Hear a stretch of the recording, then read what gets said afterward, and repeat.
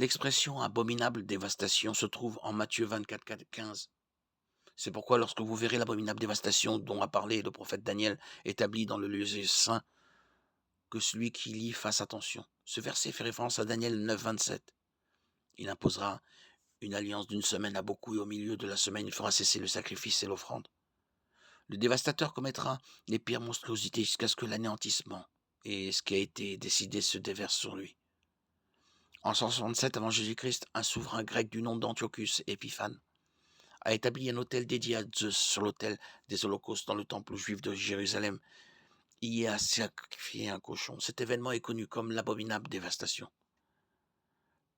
Quand Jésus a parlé de l'abominable dévastation, Matthieu 24, 15, 200 ans se sont écoulés depuis cet événement.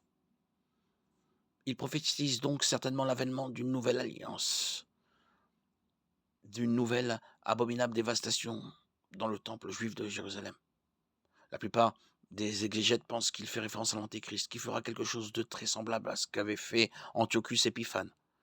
Ce qui est confirmé par le fait que la prophétie de Daniel, en Daniel 9, 27, ne s'est pas entièrement accomplie en 167 avant Jésus-Christ. C'est Antiochus Épiphane qui n'a pas fait alliance avec Israël pour une durée de 7 ans.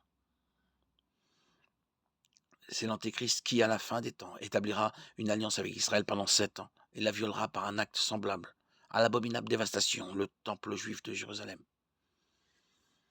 Quoi qu'il en soit, cette abominable dévastation révélera à tous, sans aucun doute possible, que son auteur est l'Antéchrist.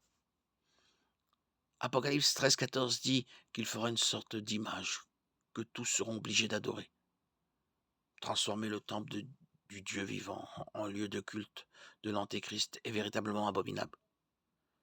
Ceux qui seront restés pendant la tribulation devront être attentifs et reconnaître que cet événement marque le début des 3 années et demie qui seront les pires de cette période, et que le retour de Christ sera alors imminent.